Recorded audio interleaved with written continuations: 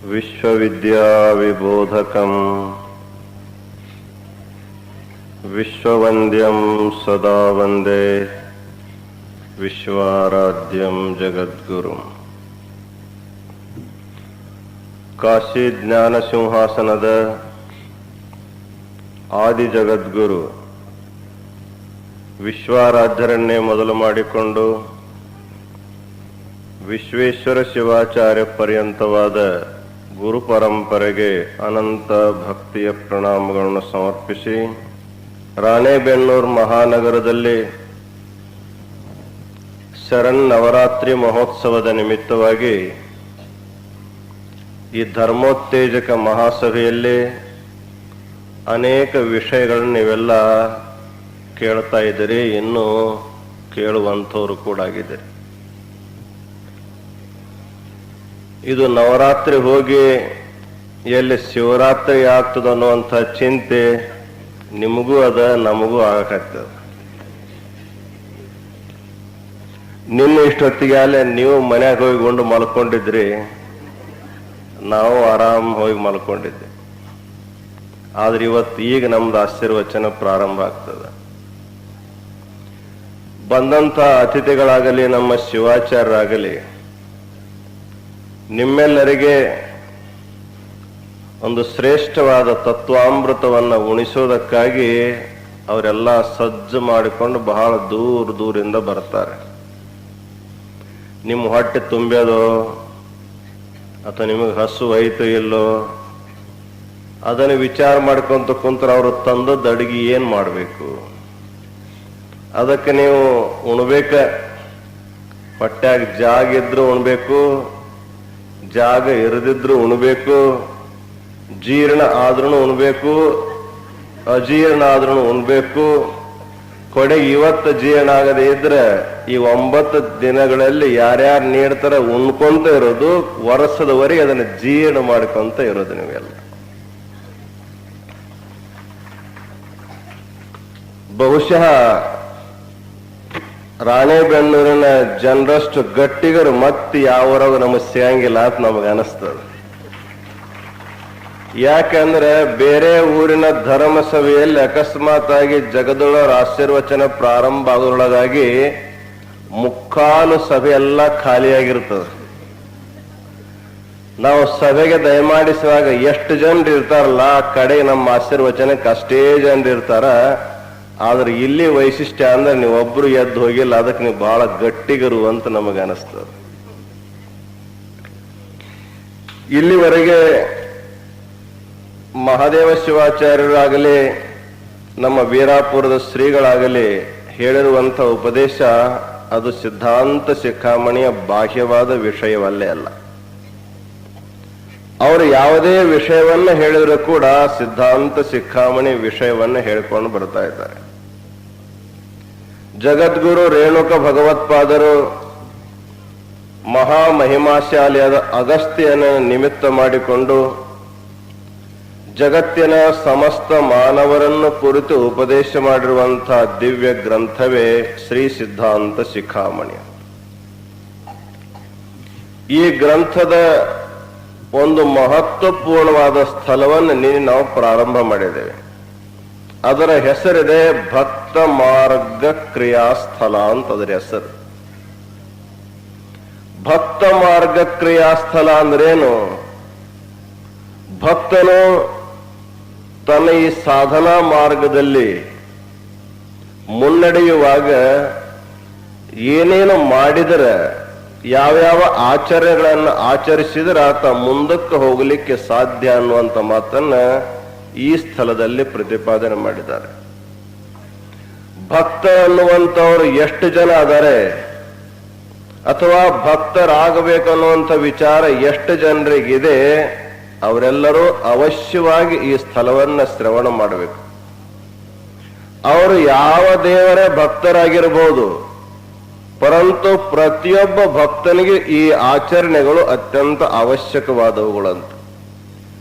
ಒಬ್ಬ ಮನುಷ್ಯ ಭೌತಿಕವಾಗಿ ಮುನ್ನಡೆಯುವಾಗ ಬಹಳಷ್ಟು ಪರಿಶ್ರಮ ಮಾಡ್ತಾನೆ, ಬಹಳಷ್ಟು ಕಾರ್ಯಗಳನ್ನು ಮಾಡ್ತಾನೆ, ಅವುಗಳನ್ನ ಮಾಡಿ ತಾನು ಬಹಳ ದೊಡ್ಡವನಾಗಬೇಕಂತ ತಿಳ್ಕೊಂಡು ವಿಚಾರ ಮಾಡ್ತಾನೆ.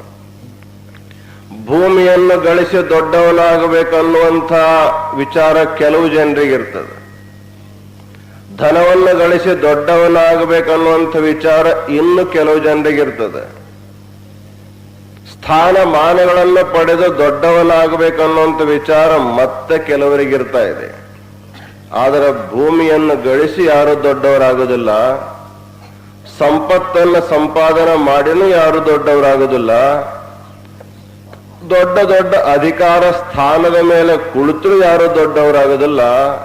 ಯಾರು ದೊಡ್ಡವರಾಗ್ತಾರಂದ್ರೆ ಯಾರ ಮನಸ್ಸು ದೊಡ್ಡದಿರ್ತದ ಅವರು ದೊಡ್ಡವರಾಗ್ತಾರ ಹೊರತಾಗಿ ಉಳಿದವ್ರು ಯಾರು ದೊಡ್ಡವರಾಗಲಿಕ್ಕೇನೆ ಸಾಧ್ಯ ಇಲ್ಲ. ಹಾಗಾದ್ರೆ ನಮ್ಮೆಲ್ಲರ ಮನಸ್ಸು ಹೇಗಿದೆ ಅಂದ್ರೆ ಬಹಳಷ್ಟು ಸಂಕುಚಿತವಾಗಿದೆ, ಸಣ್ಣದಾಗಿದೆ.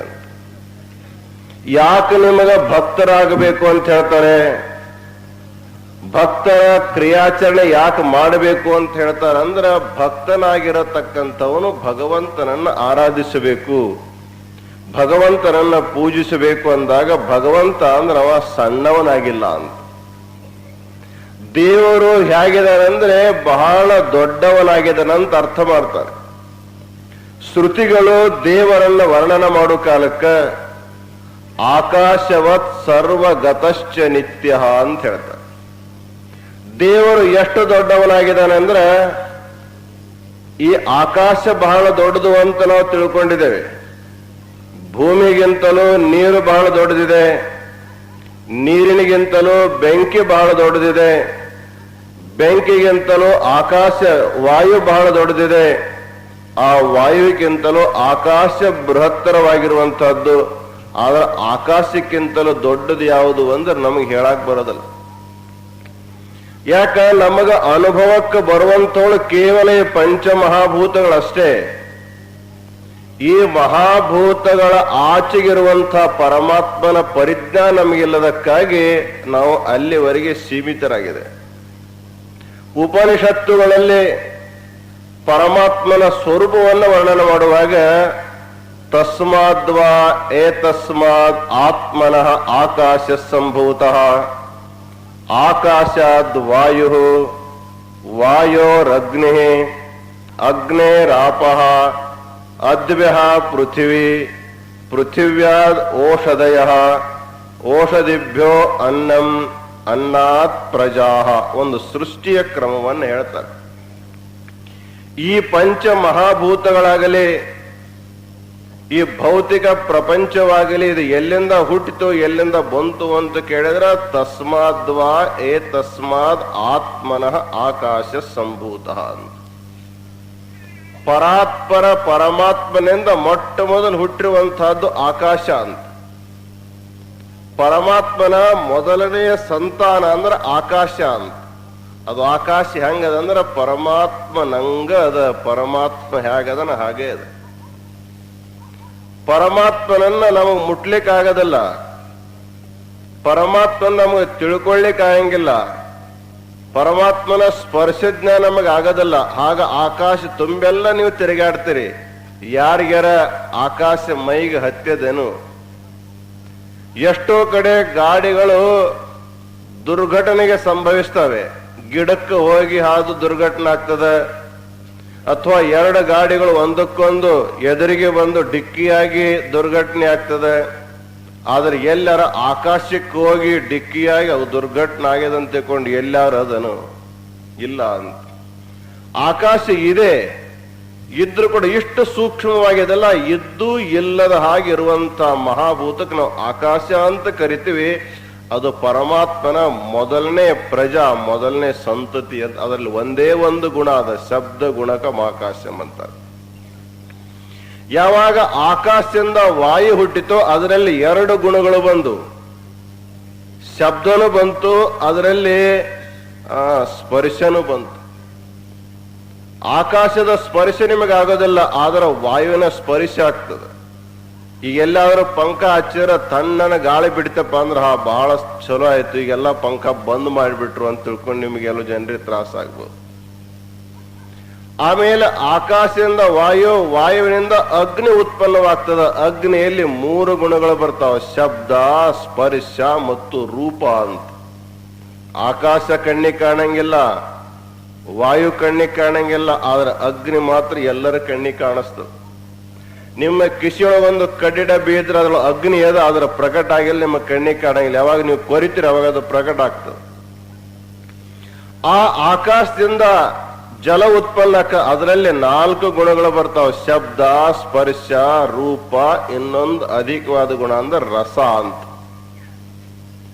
ನೀವು ಬೆಂಕಿ ಎಷ್ಟು ಸ್ವಾದದಂತ ತಿಳ್ಕೊಂಡು ಯಾರ ನಾಲಿಗೆ ಹಚ್ಕೊಂಡ್ರೇನು? ಯಾಕಂದ್ರೆ ರಸ ಇಲ್ಲ ಅದರಲ್ಲಿ. ಆದರೆ ನೀರು ನೋಡ್ಬೇಕಾದ್ರೆ ಯಾರಾದ್ರೂ ಶರ್ಬತ್ ನೀವು ಮಾಡಿ ಕೊಟ್ರೆ ಹುಳಿ ಹೆಚ್ಚಾಗ್ಯದು, ಸಿಹಿ ಹೆಚ್ಚಾಗ್ಯದು ಅನ್ನೋದು ನೀವು ನೋಡಿ ಅನುಭವ ಮಾಡಿ ಹೇಳ್ತೀರಿ. ಅದಕ್ಕೆ ರಸ ಅನ್ನುವಂಥದ್ದು ಜಲದಲ್ಲಿದೆ. ಇನ್ನ ಕೊನೆಯದಾಗಿರ್ತಕ್ಕಂಥ ಮಹಾಭೂತ ಪೃಥ್ವಿ, ಅದರಲ್ಲಿ ಇನ್ನೂ ಒಂದು ಗುಣ ಅಧಿಕ, ಅದಕ್ಕೆ ನಾವು ಗಂಧ ಅಂತ ಕರಿತೀವಿ. ನೀವು ಯಾವುದೇ ಸುಗಂಧನಿರಲಿ ದುರ್ಗಂಧನ, ಅದು ಎದ್ರದಪ್ಪ ಅಂದ್ರೆ ಅದು ಪೃಥ್ವಿ ಗುಣ ಅಂತ ಅರ್ಥ.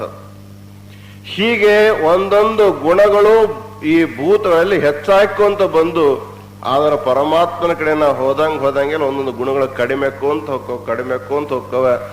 ಆಕಾಶವನ್ನು ದಾಟ್ನೆ ಹೋದ್ರೆ ಅಲ್ಲಿ ಶಬ್ದ ಇಲ್ಲ, ಅಲ್ಲಿ ಸ್ಪರ್ಶ ಇಲ್ಲ, ಅಲ್ಲಿ ರೂಪ ಇಲ್ಲ, ಅಲ್ಲಿ ರಸ ಇಲ್ಲ, ಅಲ್ಲಿ ಗಂಧ ಇಲ್ಲ. ಅದಕ್ಕೆ ಪರಮಾತ್ಮ ಹೇಗಿದಾನಂದ್ರೆ ಅಶಬ್ದಂ, ಅಸ್ಪರ್ಶಂ, ಅರೂಪಂ, ಅವ್ಯಯಂ ಆಗಿದ್ದಾನೆ. ಹೀಗೆ ಅಶಬ್ದ, ಅಸ್ಪರ್ಶ, ಅರೂಪ, ಅವ್ಯಯ ವ್ಯಾಪಕನಾಗಿರ್ತಕ್ಕಂಥ ಪರಮಾತ್ಮನ ನಾವು ತಿಳ್ಕೋಬೇಕಾದ್ರೆ ನಮ್ಮ ಮನಸ್ಸು ಎಷ್ಟು ದೊಡ್ಡದಿರ್ಬೇಕಂದ್ರೆ ಆಕಾಶಕ್ಕಿಂತಲೂ ದೊಡ್ಡದ ನಮ್ಮ ಮನಸ್ಸಾದಾಗ ಪರಮಾತ್ಮನ ತಿಳ್ಕೊಳ್ಳಕ್ ಬರ್ತದೆ.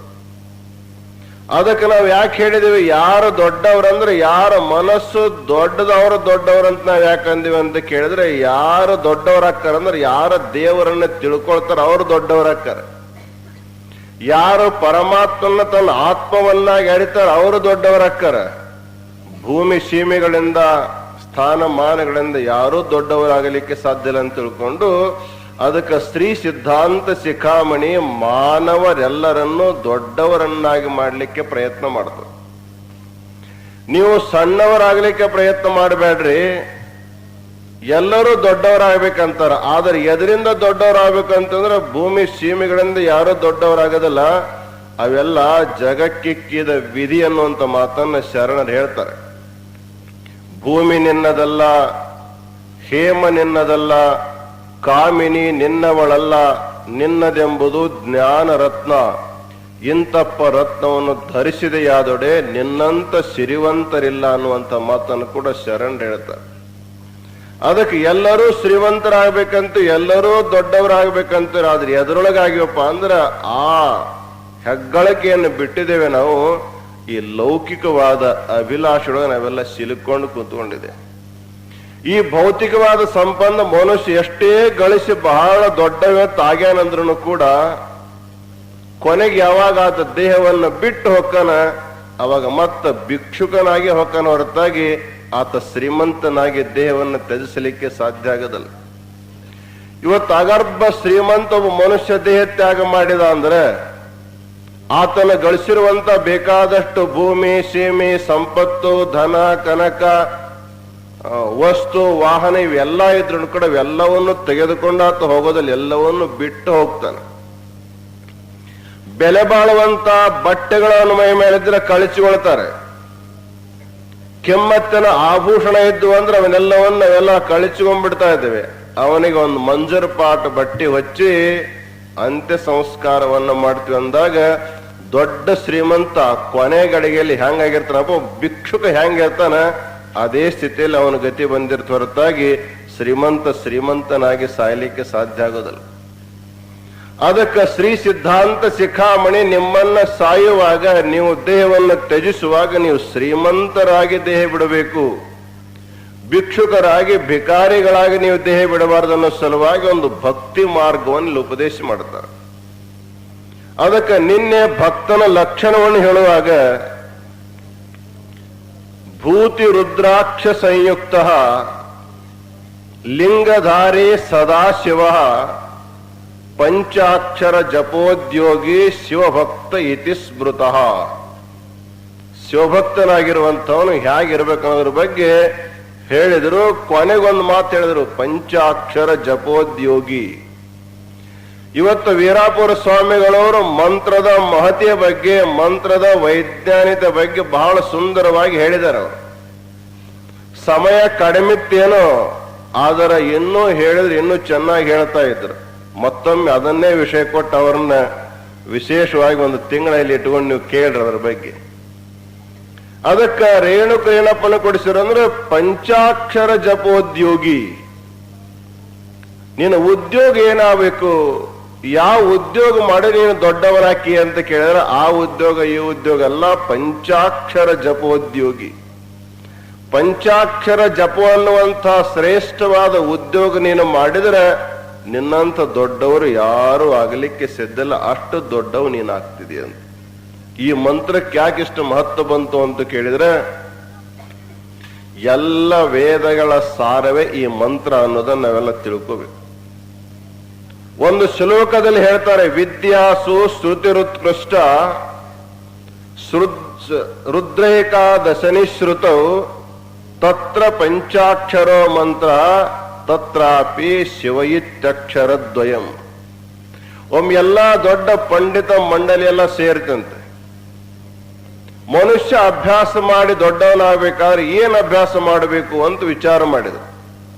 ಅವಾಗ ಹೇಳಿದ್ರು, 4 ವೇದಗಳನ್ನು ಓದಿದ್ರೆ ಅವ ದೊಡ್ಡವಾಗ್ತಾನೆ, ಅವನಿಗೆ ದಿವ್ಯ ಜ್ಞಾನ ಆಗ್ತದೆ, ಮಹಾವಾಕ್ಯದ ಅರಿವಾಗತ್ತಂತ ಹೇಳಿದ್ರು.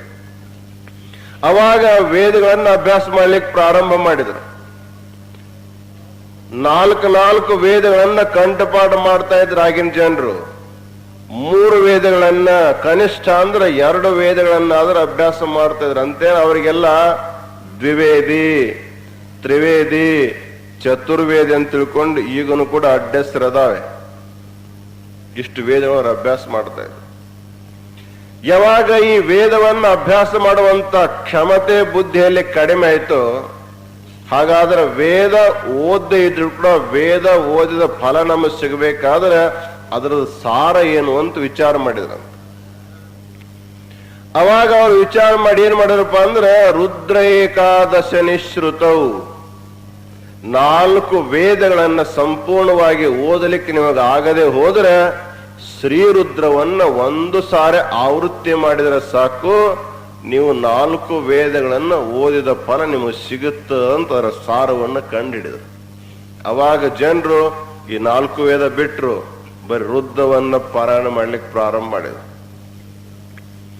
ಆ ನಂತರ ಮತ್ತೆ ವಿಚಾರ ಕೂಡಿತು, ಈ ರುದ್ರವನ್ನ ಎಲ್ಲರಿಗೆ ಅಭ್ಯಾಸ ಮಾಡ್ಲಿಕ್ಕೆ ಆಗಂಗಿಲ್ಲ, ಎಲ್ಲರೂ ಪ್ರಯಾಣ ಮಾಡಕ್ ಆಗಂಗಿಲ್ಲ, ಅದರದ್ದೇನಾದ್ರೂ ಸಾರ ಇದೆಯೋ ಹೇಗೆ, ಅದರ ಸಂಕ್ಷೇಪ ಏನಾದ್ರೂ ಅದೇನಂತ ವಿಚಾರ ಮಾಡಿದಾಗ ಅದರೊಳಗೇನ 8ನೇ ಅನುವಾಕ, ನಮ ಸೋಮಾಯಚ ರುದ್ರಾಯಚ ಅನ್ನುವಂತೇನೆ 8ನೇ ಅನುವಾಕದ ಅದು ಶ್ರೀರುದ್ರದ ಸಾರ ಅಂತ ಹೇಳಿದ್ರು. ಅವಾಗ ಬಾಳ ಚಲೋ ಆಯ್ತು, ಪೂರಾ ರುದ್ರ ಓದೋದು ಜಂಜಾಟ ಹೋಯ್ತು. 8ನೇ ಅನುವಾಕಷ್ಟು ಆವೃತ್ತಿ ಮಾಡಿದ್ರೆ ಸಾಕು, ನಮ್ 4 ವೇದ ಫಲ ಸಿಗುತ್ತೆ ಅಂತ ತಿಳ್ಕೊಂಡು ಜನರು ಅದನ್ನ ಅಭ್ಯಾಸ ಮಾಡಕ್ ಚಾಲು ಮಾಡಿದ್ರು. ಗಚ್ಚತಾ ಕಾಲೇನ ಮತ್ತೆ ಸ್ವಲ್ಪ ದಿವಸ ಹೋದ ಬಳಿಕ ಮತ್ತೆ ವಿಚಾರ ಬಂತಂತ, ಇದ್ರದ್ದು ಸಾರ ಏನಾದ್ರೂ ಅದೇನು, ಇದ್ರ ಸಂಕ್ಷೇಪ ಏನಾದ್ರೂ ಅದೇನು ಅಂತ ಹೇಳಿದಾಗ ಅವಾಗ ಆ 8ನೇ ಅನುವಾಕದೊಳಗೆ ಈ ಮಂತ್ರ ಸಿಕ್ತು, ನಮಃ ಶಿವಾಯಚ ಶಿವತರಾಯಚ.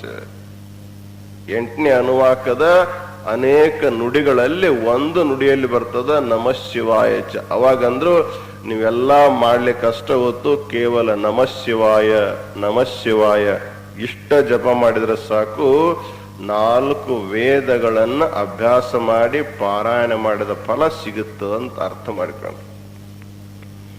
ಕೆಲವು ಜನರು ಹಿಂಗೂ ಕಂಡ್ರು, ನಮಗ್ ಅದರದ್ದೊಂದು ಸಾರ್ ಏನಾರು ಇದ್ರೆ ಹೇಳ್ರಿ, ಇದು ನಮಃ ಶಿವಾಯ ಬಹಳ ದೊಡ್ಡದಾಗ್ತದೆ, ನಮಗ ಅದರದ್ದು ಸಂಕ್ಷೇಪ ಏನಾದ್ರೂ ಇದ್ರೆ ಹೇಳ್ರಿ ಅಂತ ಹೇಳಿದಾಗ ಅದರದ್ದು ಸಾರ ತಗ್ರ, ಅದ್ರ ಅರ್ಕ ಅಂತಾರೆ. ಅದಕ್ಕೆ 4 ವೇದಗಳ ಸಾರ ಸರ್ವಸ್ವ ಯಾವ್ದಪ್ಪ ಅಂದ್ರೆ ಶಿವಯಿತ್ಯಕ್ಷರದ್ವಯಂ. ನಮಃ ಶಿವಾಯ ಅಂತ ಯಾರಿಗೆ ಅನ್ನಕ್ ಬರಂಗಿಲ್ಲ, ಅವ್ರ ಕೇವಲ ಶಿವ ಶಿವ ಶಿವ ಇಷ್ಟಂದ್ರೂ ಕೂಡ ಸಾಕು, ಅವರಿಗೆ 4 ವೇದದ ಅಧ್ಯಯನದ ಫಲ ಪ್ರಾಪ್ತಿಯಾಗತ್ತಂತ ಹೇಳಿದ್ರು. ನೀವು ನೋಡಿಲ್ ನಿಮ್ಮ ಮನೆಯೊಳಗ ಗುಬ್ಬಿ ಗಿಬ್ಬಿ ರಾತ್ರಿ ಮಲ್ಕೊಂಡಿರ್ತಾವ, ಎದ್ದು ಕೂಡಲೇ ಏನಂತಾವ? ಶಿವ ಶಿವ ಶಿವ ಶಿವ ಅಂತ, ಶಿವ ಶಿವ ಶಿವ ಅಂತಾವ. ಅವಕ್ ನಿಮ್ಮಂಗ್ ಚಲೋ ನಾಲಿಗೆ ಕೊಟ್ಟಿಲ್ಲ ದೇವ್ರು. ಅವು ಅನ್ಬೇಕಂತಾವ ಶಿವ ಶಿವ ಅಂತ ಅನ್ನಕ್ ಬರಂಗಿಲ್ಲ. ಅವರು ಶಿವ ಶಿವ ಶಿವ ಅಂತ ಹೇಳ್ತಾವ. ನೀವು ಚಹಾ ಚಹಾ ಚಹಾ ಅಂತ ನಿಮಗ ಶಿವನ್ ನೆನಪೇ ಆಗಂಗಿಲ್ಲ. ನಿಮಗ ಚಹಾದ್ದ ನೆನಪಾಗೋದು ಮೊದಲನೇಕ. ಎದ್ದು ಕೂಡಲೇ ಚಹಾ. ಆ ಪಕ್ಷಿಗೆ ನಿಮಗ ಹೋಲಿಕೆ ಮಾಡಿದ್ರೆ ಯಾವುದು ಶ್ರೇಷ್ಠ? ನಿಮ್ಮ ಮನೆಯೊಳಗ ವಾಸ ಮಾಡುವಂತ ಗುಬ್ಬಿಗೆ ನೀವು ಪಲ್ಲಂಗದ ಮೇಲೆ ಮಚ್ಚರದಾನಿ ಹಾಕೊಂಡು ಎಲ್ಲಾ ಶಿಸ್ತಾಗಿ ಮಲಗಿರುವಂತ ನಿಮಗ ಇಬ್ಬರಲ್ಲಿ ಯಾರು ಶ್ರೇಷ್ಠ ಅಂದ್ರೆ ನಿಮ್ಮ ಮನೆಯೊಳಗಿನ ಗುಬ್ಬಿನ ಶ್ರೇಷ್ಠ ಹೊರತಾಗಿ ನೀವೇನು ಶ್ರೇಷ್ಠ ಅಲ್ಲ. ಯಾಕೆ ನಿಮಗದು ಬರಂಗಿಲ್ಲ, ಅನ್ನಕ್ ಬರಂಗಿಲ್ಲ. ಅದಕ್ಕನ ಶರಣರು ವಚನದಲ್ಲಿ ಹೇಳ್ತಾರೆ, ಶಿವಧ್ಯಾನ ಶಿವಚಿಂತನ ಇಲ್ಲದ ನರನು ಶಗಣಿಗೆ 1000 ಹುಳವಿದ್ದಂತೆ. ಇದ್ದರೇನೋ ಶಿವಶಿವ, ಸತ್ತರೇನೋ ಶಿವಶಿವ ಅಂತ. ಆಕಳ, ಎಮ್ಮೆ, ಎತ್ತು ಸಗಣಿ ಹಾಕ್ತವೆ. ಹಾಕಿರುವಂತ ಸಗಣಿಯನ್ನು ಒಯ್ದು ತಿಪ್ಪಿಯಲ್ಲಿ ಹಾಕ್ತಿರಿ. ಆ ತಿಪ್ಪಿಯೊಳಗೆ ಅನೇಕ ಹುಳುಗಳು ಹುಟ್ಟುತ್ತವೆ. ಆ ಹುಟ್ಟಿರುವಂತ ಹುಳ ಹುಟ್ಟವಂತ ತಿಳ್ಕೊಂಡು ಯಾರ ತೊಟ್ಟಲ್ದಲ್ಲಿ ಹಾಕಿ ಜೋಗಳ ಹಾಡಿ ಹೆಸರಿಡ್ತಾರೆ. ಅವಕ್ಕ ಹೆಸರಿಡಂಗಿಲ್ಲ. ಹುಟ್ಟಾವಂತ ತಿಳ್ಕೊಂಡು ಜಾತಕರ್ಮ ಸಂಸ್ಕಾರ ಮಾಡಂಗಿಲ್ಲ, ನಾಮಕರಣ ಸಂಸ್ಕಾರ ಮಾಡಂಗಿಲ್ಲ, ದೀಕ್ಷಾ ಸಂಸ್ಕಾರ ಮಾಡಂಗಿಲ್ಲ, ಅವಕ್ಕ ವಿವಾಹ ಸಂಸ್ಕಾರ ಮಾಡಂಗಿಲ್ಲ. ಅವು ಸತ್ರ ಹೋಗಿ ಅವಕ್ಕೆ ಮಣ್ಣು ಕೊಡಂಗಿಲ್ಲ, ಅಂತ್ಯ ಸಂಸ್ಕಾರ ಮಾಡಂಗಿಲ್ಲ. ಅವು ಹುಟ್ಟಿದ್ದು ಯಾರಿಗ್ ಗುರ್ತಾಯಂಗಿಲ್ಲ, ಅವು ಸತ್ತದ್ದು ಯಾರಿಗ್ ಗುರ್ತಾಯಂಗಿಲ್ಲ. ಹಾಗ ಶಿವಧ್ಯಾನ ಶಿವಚಿಂತನ ಇಲ್ಲದ ನರನು ಶಗಣಿಗೆ 1000 ಹುಳವಿದ್ದಂತೆ. ಇದ್ದರೇನೋ ಶಿವಶಿವ, ಸತ್ತರೇನೋ ಶಿವಶಿವ. ಅಂದ್ರ ಶಿವಧ್ಯಾನ ಮಾಡದ ಮನುಷ್ಯ ಇದ್ರೂ ಅಷ್ಟ, ಅವ ಸತ್ರು ಅಷ್ಟ. ಇರೋದಕ್ಕಿಂತ ಸುಮ್ಮನೆ ಸತ್ತು ಹೋಗೋದೇ ಬಾಳ ಚಲೋ ಅಂತ ನಮಗೂ ಅನಿಸ್ತೇಕ. ಅವ್ರಿಗೆ ಹಂಗ ಅಂದ್ರಪ್ಪ, ನಮಗೂ ಹಂಗ ಅನಿಸ್ತ. ಯಾಕೆ ಮಾತನಿಷ್ಟು ಕಠೋರವಾಗಿ ಶರಣರಾಗಲಿ ಆಚಾರ್ಯ ಯಾಕೆ ಹೇಳಿದ್ರು ಅಂತ ಕೇಳಿದ್ರೆ, ಮನುಷ್ಯ ಜೀವನದ ಸರ್ವಸ್ವ ಅಂದ್ರನೇ ಶಿವ. ನಾವು ಬಂದಿರೋದೇ ಶಿವನಿಂದ ಆಗಲಿ ಬಂದಿದ್ದೇವೆ.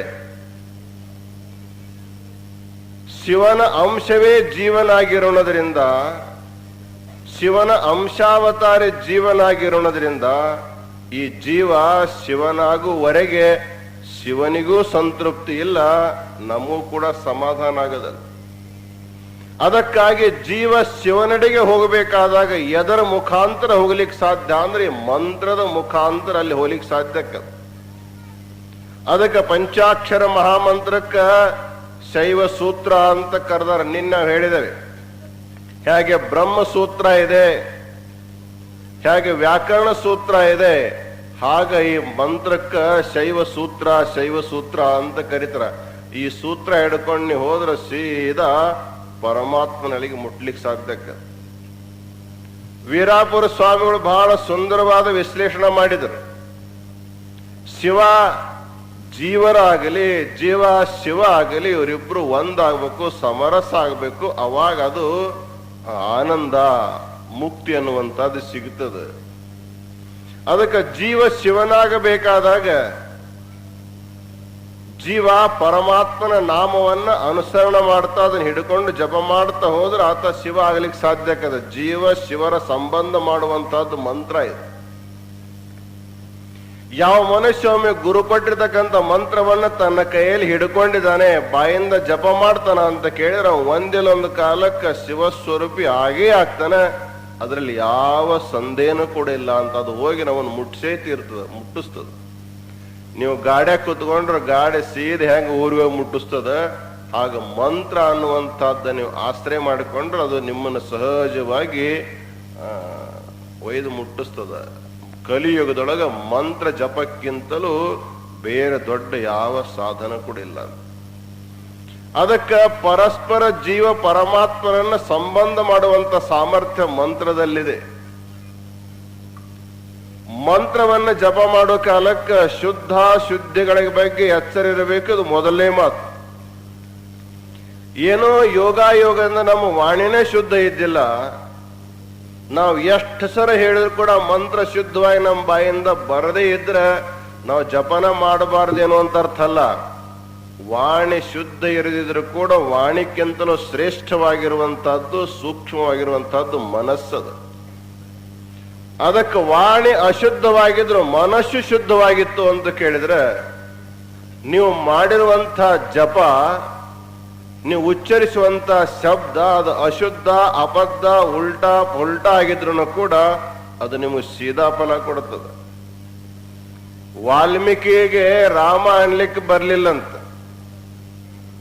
ನಾರದ ಹೇಳಿರುವಂತ ಮಂತ್ರ ರಾಮ ಆದ್ರೆ ಅವ ಮರ ಅಂತ ಇದ್ದ. ಆದ್ರೆ ಅವನಿಗೆ ಮರ ಅಂತ ಉಲಟ ನಾಮ ಜಪದ ಜಗ ಜಾನ ವಾಲ್ಮೀಕಿ ಭಯೋ ಬ್ರಹ್ಮ ಸಮಾನ ಅಂತ ತುಳಸಿದಾಸರಿ ಮಾತನ್ನ ಸಮರ್ಥನ ಮಾಡ್ತಾರೆ. ವಾಲ್ಮೀಕಿಗೆ ರಾಮ ಮಂತ್ರವನ್ನ ಸೀದಾ ಉಚ್ಚಾರ ಮಾಡ್ಲಿಕ್ಕೆ ಬರ್ಲಿಲ್ಲ, ಅವ ಉಲ್ಟಾ ಜಪ ಮಾಡಿದ, ಮರ ಅಂತ ಜಪ ಮಾಡಿದ. ಆದ್ರೆ ಉಲ್ಟಾನು ಕೂಡ ಸಿದ್ಧಿ ಆಯ್ತು ಅಂತ ಹೇಳ್ತಾರ. ಅದು ಹೇಗೆ ಸಿದ್ಧಿ ಆಯ್ತು ಅಂತ ಕೇಳಿದ್ರೆ, ತುಳಸಿ ಅಪನೆ ರಾಮ ಕೋ ರೀಜ ಭಜೋ ಯಾ ಖೀಚ್ ಭೂಮಿ ಪಡೆ ಉಪಜೆಂಗೆ ಹಿ ಉಲ್ಟೆ ಸೀದೆ ಬೀಜ್. ಒಬ್ಬ ಒಕ್ಕಲಿಗನ ಸಾಮಾನ್ಯ ಉದಾಹರಣೆ ಕೊಡ್ತಾರ. ಒಕ್ಕಲಿಗ ಭೂಮಿಯಲ್ಲಿ ಬೀಜವನ್ನು ಬಿತ್ತುವಾಗ ಅದು ಉಲ್ಟಾ ಬೀಳ್ತಾವೋ ಸೀದಾ ಬೀಳ್ತಾವೋ ವಿಚಾರ ಮಾಡಂಗಿಲ್ಲ, ಸುಮ್ಮನೆ ಬಿತ್ತಿಗೋಂತ ಹೋಗ್ತಾನೆ. ಎಷ್ಟೋ ಬೀಜಗಳು ಸೀದಾ ಬೀಳ್ತಾವ, ಎಷ್ಟೋ ಬೀಜಗಳು ಉಲ್ಟಾ ಬೀಳ್ತವೆ.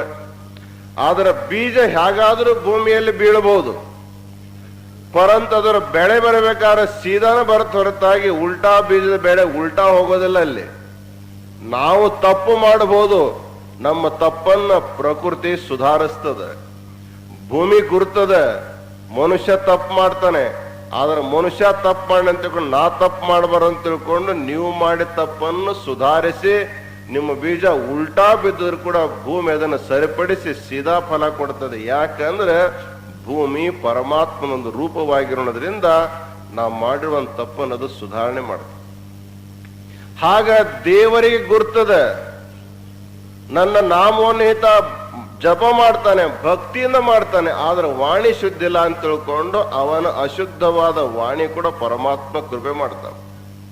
ನಿಮ್ಮ ಮಕ್ಕಳಿಗೆ ರೊಟ್ಟಿ ಅನ್ನಕ್ ಬರಂಗಿಲ್ಲ, ಅವು ಅಚ್ಚಿ ಅಂತವ, ನಿಮ್ಗೆ ಅಷ್ಟ ಸಮಾಧಾನ ಆಗ್ತದ. ಅವಕ್ಕೆ ನೀರ್ ಅನ್ನಕ್ ಬರಂಗಿಲ್ಲ, ಅವು ಆಬು ಅಂತವ, ನೀವು ಅದಕ್ಕೆ ನೀರು ಕೊಡ್ತೀರಿ. ಆಬು ಅಂದ್ರೆ ನೀರು, ಅಚ್ಚಿ ಅಂದ್ರೆ ರೊಟ್ಟಿ ಅಂತ ಎಲ್ಲಿ ಗುರ್ತದೆ. ಆದ್ರೆ ನಿಮಗ ಮಕ್ಕಳಿಗೆ ಒಂದು ಸಂಕೇತ ಶಬ್ದ ಗೂಡ್ಯದ, ಅವಂದ್ರೆ ನೀವು ಅರ್ಥ ಮಾಡ್ಕೊಂತೀರಿ, ಅಷ್ಟು ಪ್ರೀತಿ ಆಗತ್ತ. ನೀವು ರೊಟ್ಟಿನೂ ಕೊಡ್ತೀರಿ, ನೀರನ್ನು ಕೊಡ್ತೀರಿ. ಯಾಕಂದ್ರೆ ನನ್ನ ಮಗ ಅದ, ಅದಕ್ಕೆ ಇನ್ನೂ ಸಾಣದದ, ಅದಕ್ಕೆ ಉಚ್ಚಾರಣ ಮಾಡಕ್ ಬರಂಗ ಅಂತ ತಿಳ್ಕೊಂಡು ನಿಮ್ಮ ಮಕ್ಕಳ ಮೇಲೆ ನಿಮ್ಗೆ ಹೆಂಗ ದಯಾ ಬರ್ತದ, ಆಗ ವಿಶ್ವದ ಎಲ್ಲಾ ಜನರು ಪರಮಾತ್ಮನ ಮಕ್ಕಳಾಗಿರೋದ್ರಿಂದ ನೀವು ಹಾಗೇ ಜಪ ಮಾಡಿದ್ರು ಕೂಡ ಪರಮಾತ್ಮ ಅದನ್ನ ಕೃಪಾ ಮಾಡ್ತಾನೆ, ನಿಮ್ಗ ಒಂದು ತೃಪ್ತಿಯನ್ನು ಕೊಡ್ತಾನೆ ಅಂತ. ಅದಕ್ಕೆ ಆ ಮಂತ್ರವನ್ನು ಆಶ್ರಯ ಮಾಡಿಕೊಂಡಾಗ ನಾವು ಹೇಗಾದ್ರೂ ಮಾಡಿರೋಣ ಕೂಡ ಅದು ನಮ್ ಫಲ ಕೊಡ್ತಾ. ಆದರೆ ಹೇಗಾದ್ರೂ ಮಾಡೋಕ್ಕಾದ್ರೆ ಭಕ್ತಿ ಒಂದು ಮಾತ್ರ ಅವಶ್ಯವಾಗಿರ್ಬೇಕು. ಒಂದು ಪ್ರಸಿದ್ಧವಾದ ಉಕ್ತಿ ಬರ್ತದೆ, ಕಾಶಿಯೊಳಗ ವಿಶ್ವನಾಥನ ದರ್ಶನಕ್ಕೆ ಹೋಗುವಾಗ ಬಹಳ ಜನರು ಅಲ್ಲಿ ಬಂದು ಒಂದು ಮಾತಾಡ್ತಿರ್ತಾರೆ, ದೀನ ಬಂದೋ ದೀನಾನಾಥ್ ಮೇರಿ ಡೋರಿ ತೇರಿ ಹಾತ್. ಜನರು ಪ್ರಾರ್ಥನೆ ಮಾಡಿಕೊಂತಿರ್ತಾರೆ, ಈ ಜಗತ್ತಿನ ನಾಟಕವನ್ನು ಆಡಿಸ್ತಕ್ಕಂಥ ಪರಮಾತ್ಮ ಒಬ್ಬ ಸೂತ್ರಧಾರ ಅಂತ. ಹಿಂದಿನ ಕಾಲಕ್ಕೆ ಅವು ಸೂತ್ರದ ಗೊಂಬಿ ಆಡ್ಸೋರು ಬರ್ತಾ ಇದ್ರು, ಈಗ ಅವೆಲ್ಲ ಹೋಗ್ಬಿಟ್ಟಿದಾವೆ. ಒಬ್ಬ ಪರದೆ ಹಿಂದೆ ಕೂತ್ಕೊಂಡು ದಾರ ಜಗ್ಗಿದಂಗ ಅವು ಗೊಂಬಿಗಳೇ ತಮ್ಮೆಲ್ಲ ನಾಟಕ ಮಾಡ್ತಿರ್ತಾರೆ. ಹಾಗ ಈ ಪ್ರಪಂಚದ ಪ್ರಜರೆಲ್ಲ ಗೊಂಬೆಗಳಿದ್ದಂತೆ ಪರಮಾತ್ಮ ಸೂತ್ರ ಹಿಡ್ಕೊಂಡು ಕೂತ್ಕೊಂಡಿದ್ದಾನೆ.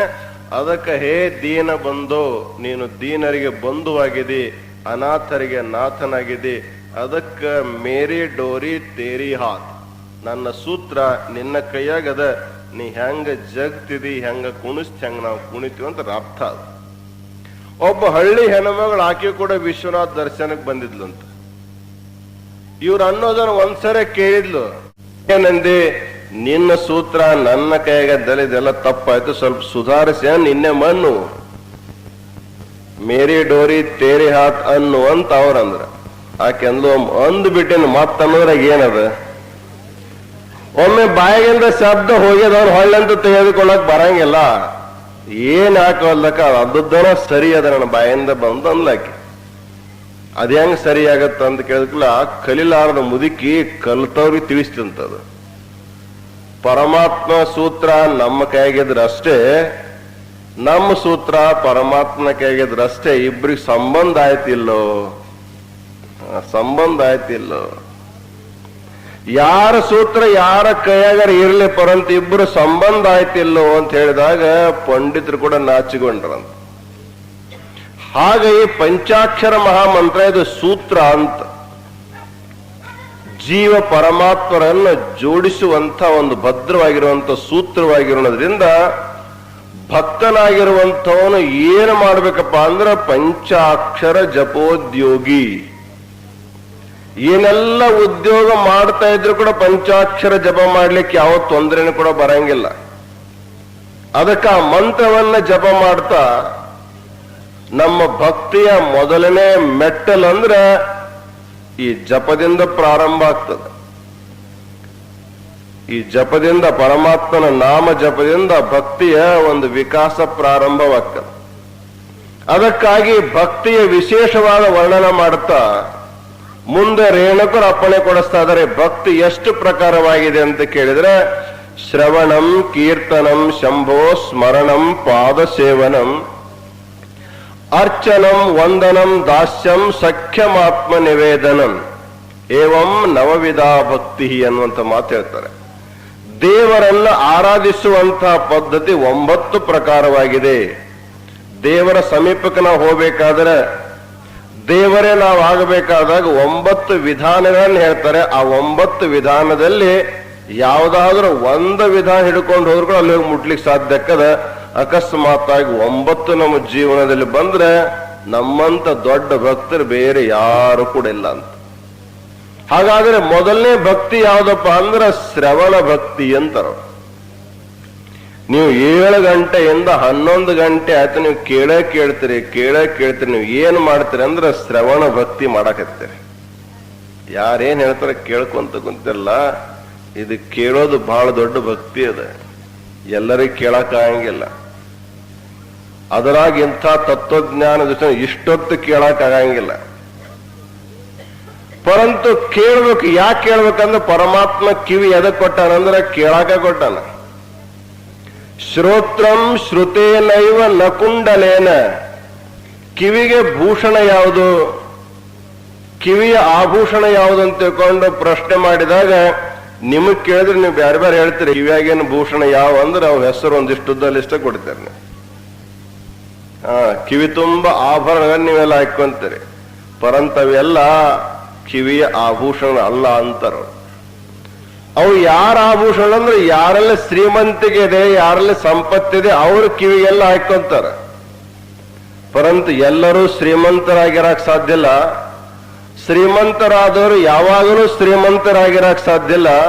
ಇವತ್ತು ಹಾಕೊಂಡಿರ್ತಕ್ಕಂಥ ಆಭರಣಗಳು ನಾಳೆಗೆ ಇಲ್ಲದಂಗ ಆಗ್ಬೋದು. ಪರಂತು ಯಾರೂ ತೆಗೆದುಕೊಳ್ಳದಿರ್ತಕ್ಕಂಥ ಆಭರಣ ಯಾವ್ದಪ್ಪ ಅಂದ್ರೆ ಈಗೇನು ನೀವು ಕೇಳ್ತಿರಲ್ಲ, ಈ ಕೇಳುವ ಶಬ್ದಗಳೇ ಕಿವಿಗೆ ನಿಜವಾಗಿರ್ತಕ್ಕಂಥ ಆಭರಣಗಳು ಅಂತ ಕರೀತಾರೆ. ಅದಕ್ಕೆ ಈ ಪ್ರಪಂಚದಲ್ಲಿ ಅಮೂಲ್ಯವಾಗಿರುವಂತಹ 3 ರತ್ನಗಳು ಅಂತ ಹೇಳ್ತಾರೆ ಒಬ್ಬ ಸುಭಾಷಿತಕಾರ. ಪೃಥಿವ್ಯಾಂ 3 ರತ್ನಾನಿ, ಜಲಂ, ಅನ್ನಂ, ಸುಭಾಷಿತಂ, ಮೂಢೈ ಪಾಷಾಣ ಖಂಡೇಶು ರತ್ನ ಸಂಜ್ಞಾ ವಿಧೀಯತೆ ಅಂತ. ನಾವು ರತ್ನ ಅನ್ನುವಂತ ಶಬ್ದ ಕೇಳಿದ ಕೂಡಲೇ ರತ್ನ ಎಷ್ಟದವ ಅಂದ್ರೆ ನವರತ್ನಗಳು ಅಂತ ಹೇಳ್ತೀವಿ ನಾವು. ನವರತ್ನದ ಹಾರಗಳನ್ನು ಹಾಕೊಳ್ತೀವಿ, ನವರತ್ನದ ಮುದ್ರಿಕೆಗಳನ್ನು ನಾವೆಲ್ಲ ಮಾಡಿಸ್ಕೊಂತೀವಿ. ಪರಂತು ಇವೆಲ್ಲ ಜ್ಞಾನಿಗಳ ದೃಷ್ಟಿಯಲ್ಲಿ ರತ್ನ ಅಲ್ಲ, ಅವೆಲ್ಲ ಕಲ್ಲುಗಳು ಅಂತ ಹೇಳ್ತಾರೆ. ಹಾಗಾದ್ರೆ ಜೀವನಕ್ಕೆ ಉಪಯೋಗವಾದಂತಹ ಅಮೂಲ್ಯವಾದ ರತ್ನಗಳು ಯಾವಂದ್ರೆ 3 ಅಂತ ಹೇಳ್ತಾರ. ಜಲಂ, ಅನ್ನಂ, ಸುಭಾಷಿತಂ. ಈ 3 ಇದ್ರೆ ಮನುಷ್ಯ ಬದುಕೊಂಡಿರ್ತಾನೆ. ಇಲ್ಲದೆ ಹೋದ್ರೆ ಮನುಷ್ಯ ಬದುಕೊಂಡಿರಕ್ ಸಾಧ್ಯ ಆಗದಲ್ಲ. ಮೊದಲನೇ ರತ್ನ ಯಾವ್ದಪ್ಪ ಅಂದ್ರೆ ಕುಡಿಯುವ ನೀರು ಮೊದಲನೇ ರತ್ನ ಅಂತ. ಇವತ್ತು ನಿಮಗೆ ಈ ಪ್ರವಚನ ಸಿಕ್ಕರ ಸಿಗಲಿ ಬಿಟ್ರೆ ಬಿಡ್ಲಿ ಪರಂತ ನೀರು ಮೊದಲು ಬೇಕಂತ. ನೀರು ಕುಡಿಯಕ್ ಬೇಕು. ಒಂದ್ ದಿವ್ಸ ಪ್ರವಚನ ಬಿಡ್ಬೋದು ಪರಂತ ನೀರು ಬಿಟ್ಟು ಯಾರು ಇರಂಗದರೇನ್? ಇವತ್ತೊಂದ್ ದಿವ್ಸ ನಿರ್ಜಲ ಉಪವಾಸ ಮಾಡ್ರಿ ಅಂದ್ರೆ ನೀರು ಕುಡಿದು ಉಪವಾಸ ಮಾಡೋದು ಹೊರತಾಗಿ ನೀರು ಬಿಟ್ಟು ಉಪವಾಸ ಮಾಡಕ್ ಆಗಂಗಿಲ್ಲ. ಆಮೇಲೆ ಮನುಷ್ಯನಿಗೆ 2ನೇ ರತ್ನ ಅಂದ್ರೆ ಅನ್ನ ಅಂತ. ಊಟ ಮಾಡುವಂತ ಅನ್ನ.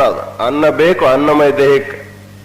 ಅದಕ್ಕೆ ಭೂಕೆ ಭಜನ ನೈ ಭೈ ಗೋಪಾಲ ಲೇಲೆ ತೇರಿ ಕಂಠಿ ಮಾಲ ಅಂತ. ಮೀರಾಬಾಯಿ ಮಾತು ಹೇಳ್ತಾರೆ, ಎಲ್ಲವನ್ನು ಬಿಟ್ಟಾಕಿ ಹೋಗಿದ್ರು ಕೂಡ ನೀನು ಊಟ ಮಾಡ್ಲಾರ್ದ ಭಜನೆ ಮಾಡುವಂತಂದ್ರೆ ಪರಮಾತ್ಮ ನಿನ್ನ ಕಂಠಿ ಮಾಲೆಲ್ಲ ನೀನ ತಗೋ, ನನ್ನ ಊಟ ಎಲ್ಲಾರ್ದ ಭಜನೆ ಮಾಡಕ್ ಬರಂಗಿಲ್ಲ ಅಂತ ಹೇಳ್ತಾರೆ. ಅಂದ್ರೆ ಈ ಅನ್ನಮಯ ದೇಹಕ್ಕೆ ಅನ್ನ ನೀರುಗಳು ಅವಶ್ಯವಾಗಿ ಬೇಕು, ಎಲ್ಲರಿಗೂ ಬೇಕು. ಇವು ಮೊದಲನೇ 2 ರತ್ನ ಅಂತಾರ. ಈ ಅನ್ನ ನೀರುಗಳಿಗಾಗಿ ಮನುಷ್ಯ ತನ್ನ ಜೀವನವನ್ನೇ ಅರ್ಪಣೆ ಮಾಡ್ತಾನೆ. ಇಷ್ಟಕ್ಕನ ಆತನ ಜೀವನ ಪೂರ್ಣ ಆಗ್ಲಿಕ್ಕೆ ಸಾಧ್ಯ ಇಲ್ಲ. ಅದಕ್ಕೆ ಏನು ಬೇಕಪ್ಪ ಅಂದ್ರೆ 3ನೇ ರತ್ನ ಅಂದ್ರೆ ಸುಭಾಷಿತಂ. ಒಳ್ಳೆ ಮಾತುಗಳನ್ನು ನಾವು ದಿನಾಲು ಕೇಳಬೇಕು. ಏನೋ ನವರಾತ್ರಿಯಾಗೋ ಶಿವರಾತ್ರಿಯಾಗೋ ಶ್ರಾವಣದಾಗ ಕೇಳಕ್ ಸಿಗ್ತಾವ. ಆಮೇಲೆ ಮುಂದೆ 6 ವರ್ಷ 8 ವರ್ಷ 10 ವರ್ಷ ಗ್ಯಾಪ್ ಹಾಕವ್ ಮತ್ತೊಮ್ಮೆ ಕೇಳಕ್ ಸಿಗ್ತಾವ ಅಂದ್ರೆ ಇದು ಕೇಳೋ ಪದ್ಧತಿ ಅಲ್ಲ ಅಂತ. ಅದಕ್ಕೆ ದಿನಾಲು ಕೇಳಬೇಕು, ದಿನಾಲು ಕೇಳಬೇಕು. ಅದಕ್ಕೆ ಸುಭಾಷಿತಂ ಅಂದ್ರೆ ಒಳ್ಳೆಯ ಮಾತುಗಳು ಇದು ಒಂದು ರತ್ನ. ಕುಡಿಯುವ ನೀರು ಒಂದು ರತ್ನ, ಉಣ್ಣುವ ಅನ್ನ ಒಂದು ರತ್ನ. ಇವಕ್ಕೆ ಯಾಕೆ ರತ್ನ ಅಂತ ಕರೆದ್ರಂತ ಕೇಳಿದ್ರೆ, ಮನುಷ್ಯನಿಗೆ ತೃಪ್ತಿ ಏನಾದರೂ ಆಗ್ತಾ ಇದ್ರೆ ಇವು 3ರಿಂದ ಆಗ್ಲಿಕ್ಕೆ ಸಾಧ್ಯ ಹೊರತಾಗಿ ಬೇರೆ ಯಾವುದರಿಂದಲೂ ಕೂಡ ಯಾರಿಗೂ ತೃಪ್ತಿ ಆಗಿಲ್ಲ ಮತ್ತು ಆಗ್ಲಿಕ್ಕೂ ಕೂಡ ಸಾಧ್ಯ ಇಲ್ಲ.